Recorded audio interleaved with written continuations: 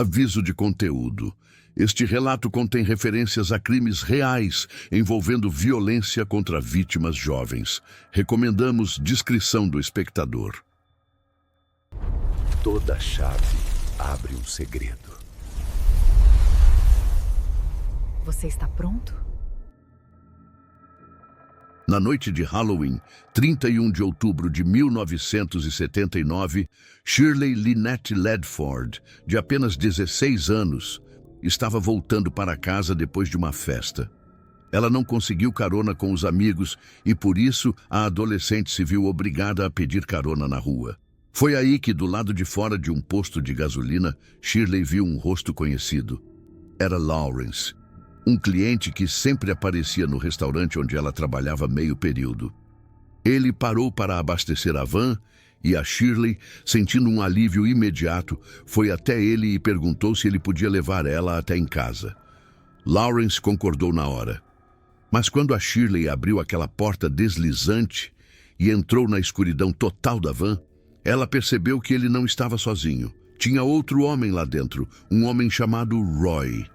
Eram dois homens, e aquela van guardava segredos muito mais sombrios do que qualquer pessoa podia imaginar.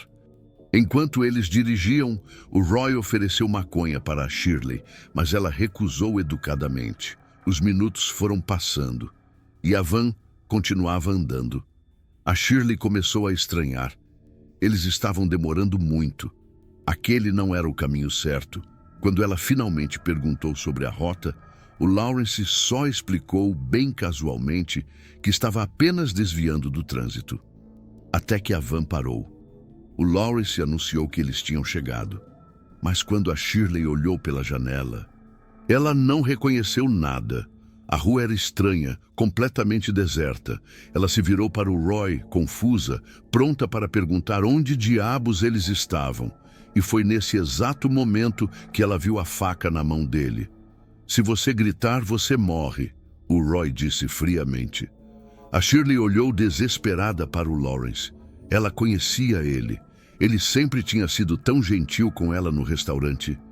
Ele não ia deixar nada acontecer, não é? Mas quando ela viu o olhar no rosto dele, quando ela percebeu que ele estava por trás de tudo e que ela tinha caído direto numa armadilha, aí sim, o verdadeiro horror tomou conta. A Shirley foi imobilizada e amordaçada, e o Lawrence ficou com ela na parte de trás da van, enquanto o Roy dirigia. Ele dirigia para longe, para as isoladas montanhas de San Gabriel. Um lugar longe da civilização, onde o barulho distante do trânsito abafava qualquer outro som. O que aconteceu ali dentro? Foi gravado numa fita de áudio de 17 minutos. Uma gravação tão perturbadora que anos depois faria investigadores experientes saírem da sala do tribunal chorando. O Lawrence tirou a mordaça dela e aí ele começou a atormentar a vítima. Ele não queria só dominar ela fisicamente, ele queria quebrar o espírito dela. Ele queria ouvir a voz dela tremendo de medo, os pedidos dela por misericórdia, e quando as palavras não saíam, os gritos serviam para o mesmo propósito doentio. Usando ferramentas que eles tinham na van, martelos, alicates e outros instrumentos, os dois homens causaram um sofrimento que não dá nem para imaginar sobre a adolescente indefesa, e o Lawrence, em particular, parecia se alimentar do terror que ele provocava. Por fim, usando um cabide de arame e um alicate, o Lawrence tirou a vida da Shirley Ledford. Ela tinha só 16 anos. Era noite de Halloween, e ela morreu sozinha, traída por uma pessoa em quem ela confiou. E mesmo depois da morte dela, a crueldade continuou. O Lawrence sugeriu que eles jogassem o corpo da Shirley no gramado de uma casa qualquer. O objetivo não era esconder o corpo. Era especificamente para gerar manchete. Ele queria a atenção da imprensa. Ele queria que o mundo soubesse o que ele tinha feito. Os dois escolheram uma propriedade e largaram o corpo da jovem ali, num canteiro de plantas, onde uma família horrorizada ia encontrar ela na manhã seguinte. Semanas depois, o Roy Norris foi preso. mas por uma acusação que não tinha nada a ver com isso. Só que tinha uma coisa estranha. Os policiais perceberam que ele estava apavorado na cela. Não era o medo normal de quem foi preso por um crime pequeno. Era uma coisa muito mais funda. Quando ele foi pressionado, o Roy desmoronou completamente. E a confissão que ele fez chocou até os detetives mais experientes. A Shirley Ledford não era a primeira vítima. Ela era a quinta.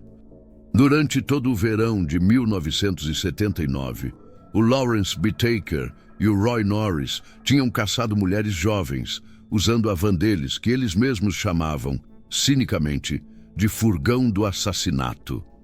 Dentro da van, a polícia achou um arsenal de ferramentas e todas elas tinham sido modificadas para um único propósito: causar dor.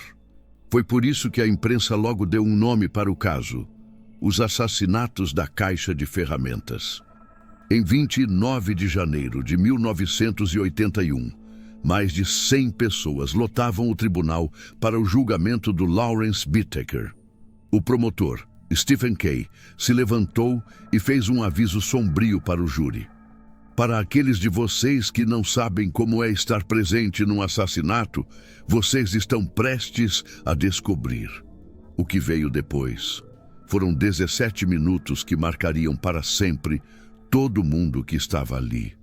A fita de áudio que o Lawrence tinha gravado durante a tortura da Shirley Ledford foi tocada, na íntegra. O tribunal ficou num silêncio absoluto. E então começaram os sons, os gritos de terror, as súplicas desesperadas.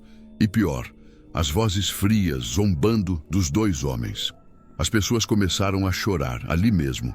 Alguns jurados cobriram o rosto e gente que estava assistindo saiu correndo da sala, porque não aguentava ouvir nem mais um segundo.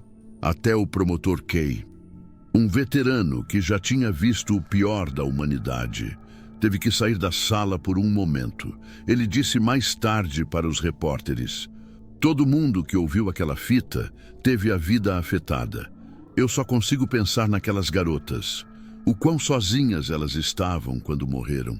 E durante tudo isso, o Lawrence Bittaker continuou sentado, sem mostrar um pingo de remorso.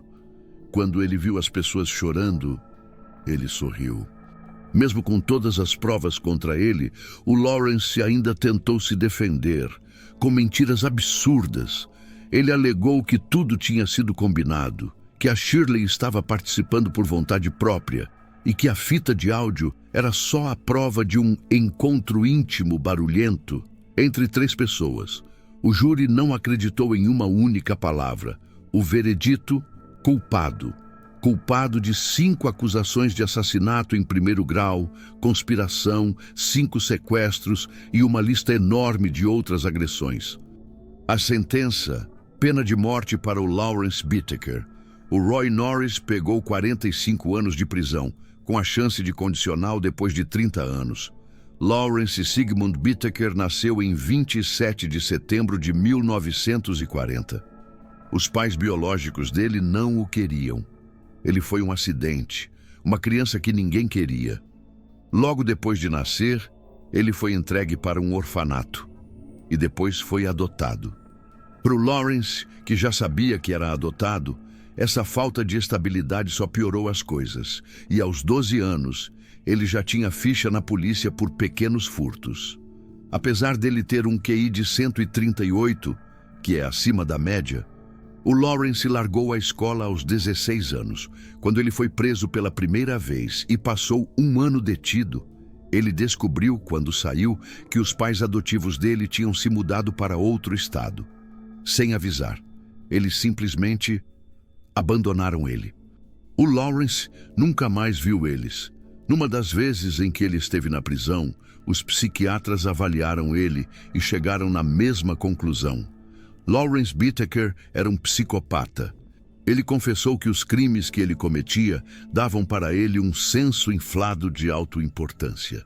Ele não sentia remorso, ele não tinha empatia. Ele via as outras pessoas como objetos para o entretenimento dele.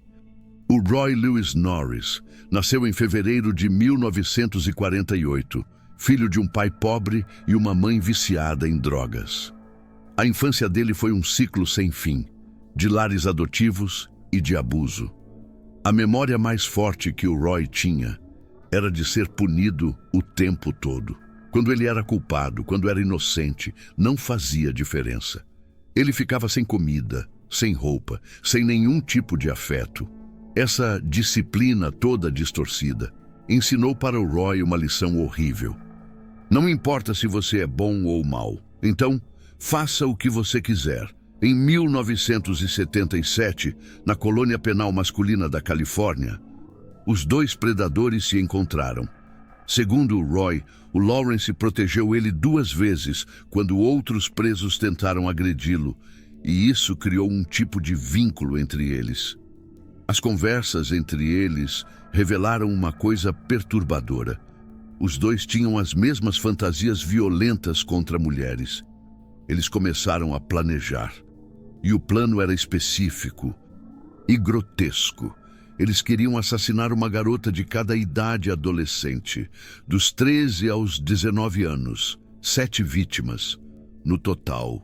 E em 1979, os dois saíram da prisão com poucas semanas de diferença um do outro. O pesadelo estava prestes a começar.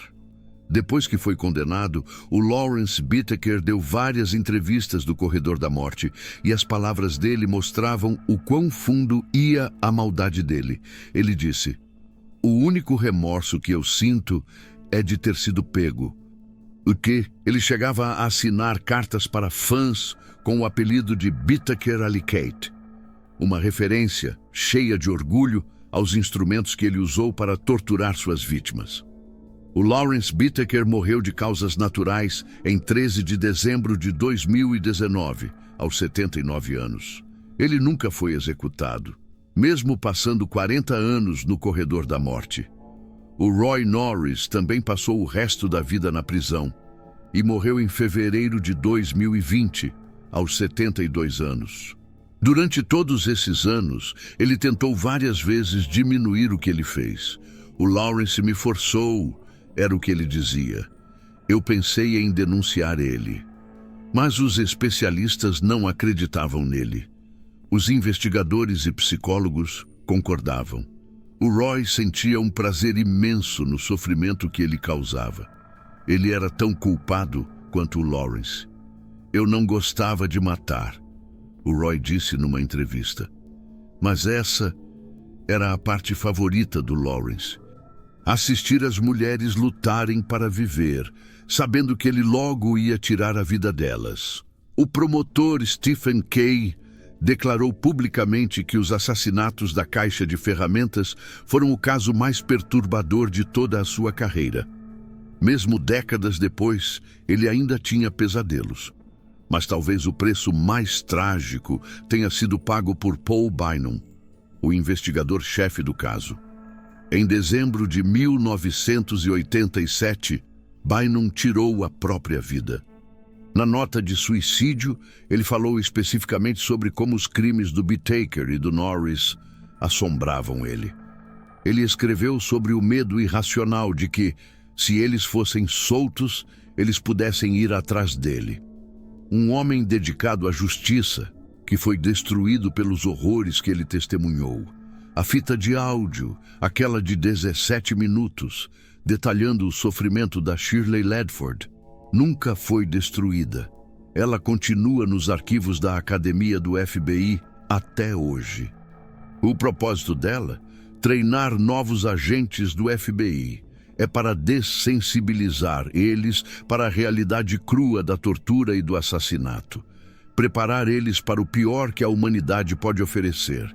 No fim, 5 jovens mulheres perderam suas vidas naquele verão de 1979. Lucinda Schaefer, de 16 anos, Andrea Hall, de 18 anos, Jackie Gilliam, de 15 anos, Jacqueline Leah Lamp, de 13 anos, e Shirley Lynette Ledford, de 16 anos. Todas elas tinham famílias, amigos, sonhos e um futuro. E todas elas foram traídas, torturadas e assassinadas por 2 homens que viam seres humanos como brinquedos, que podiam ser descartados.